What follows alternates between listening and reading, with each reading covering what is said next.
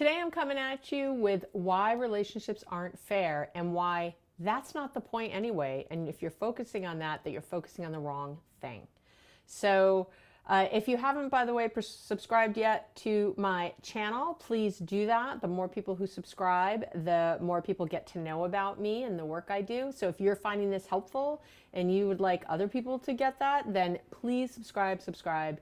It really helps other people find me, all these crazy algorithms and stuff.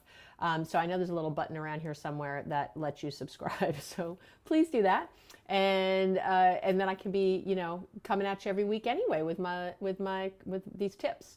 So today's connection quickie again is all about why relationships aren't fair. And really what I find with folks is that they are focusing on the wrong thing all the time. That we tend to focus on the quantitative things our partners put into the relationship instead of the qualitative things they put in. Now, let me tell you the difference between those two words.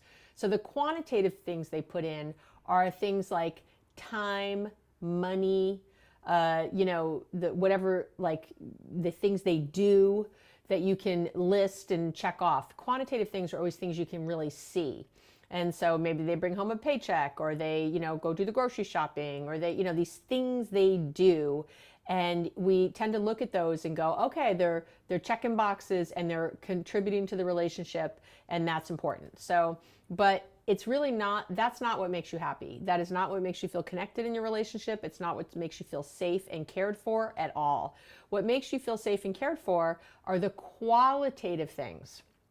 Now, sometimes those qualitative things can show up, like with them spending time doing something, but let me be very clear.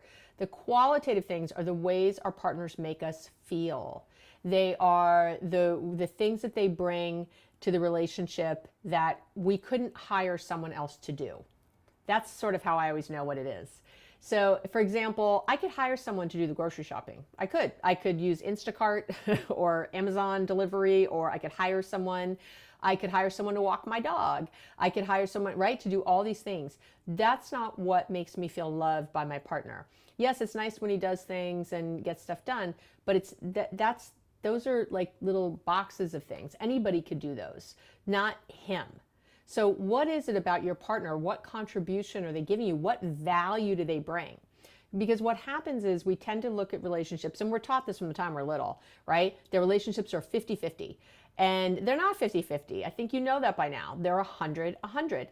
But it is none of your concern about your partner's 100. We tend to really focus on those, and that's keeping score. So I'm putting in my 100, but I'm looking, I'm watching, I'm making sure, and I'm keeping track that you're doing your 100, because that's the only way I put in my 100. No, that's conditional love. Don't be conditional. Be unconditional.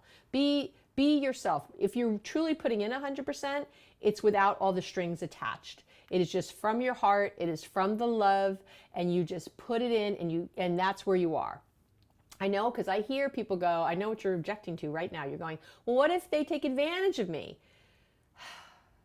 Really? Is this what you're focused on in your relationship, getting taken advantage of? Really? If you're in a love relationship and this is your focus, this is a problem. Because number one, it'll happen if you keep focusing on it. It won't happen necessarily, but it's all you'll see, because it's what you're looking at, and you'll keep finding it over and over. So get out of that. Also, if you're really that worried about it, I don't know why you're with this person. If you're really you're supposed to feel safe, vulnerable, open, trusting with someone you think is going to take advantage of you? Really? I don't really think that's what you're worried about. I think you just say that so that you don't have to put in your 100%. So I want you to start putting in your 100%, and I want you to start really thinking about, why did I fall in love with this person? It's not because they cut grass really well. It's not because they did great grocery shopping. That's not why you fell in love with this person. It is because of these other things, the qualitative things. Yes, the quantitative are good, but it's the qualitative. And I'll tell you a quick little story. A few years ago, I got an award, and I know I'm fabulous, right? I got this award. I got it with a few other people. My partner immediately, he took the day off of work. There was a big breakfast, where they gave me this award, and I had to get up and say some things and, accept it. And, he took the day off of work. He did, and by the way, did not complain about that. Did not say anything. I knew it was a big problem to take off a whole day like that. And we had to schlep to San Francisco. It was a thing. And and I didn't even ask him. He was like, "Oh, I can't wait to be there. And this is going to be great. And I'm so proud of you." And this was all his energy about it. So yeah, there's like a thing he did with like taking the day off, I guess that you could call quantitative. But the qualitative part was the being my unconditional cheerleader, was being so, I could see him strutting around the room. He was so proud of me. I was introducing him to people and he was just proud, proud, proud, proud. And then he took, they had little, kind of like little squares on the tables, little brochure kind of things. And he took those and he actually created something from them for me. He made he took them without my knowledge. I don't know, he like tucked them somewhere and he made a frame with glass and he etched my logo on there and he put these things in the frame showing that I got this award, and it's hanging in my office. You can't see it from here, it's over there. But you know, it was such a lovely, lovely thing to do.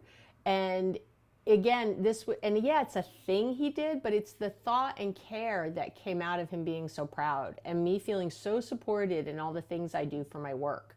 That's what it's about. I could have hired someone, I guess, to make a frame, although I wouldn't have. Right? It's an odd thing. I wouldn't have thought to do it. And that is an example of something that I couldn't have just hired anybody to do. This was him, you know, really coming up with this idea and thinking it through.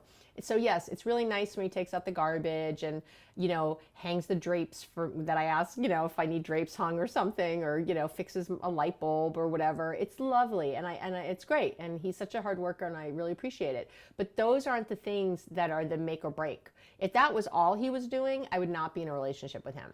So I want you to think about what the true value is. What does your partner really bring? And exactly that is what I want you to be focusing on and spending time on and thinking about. And so to help you do that, I've created a little quick sheet for, you know, my partner's real value. You can download it here below the video, always free.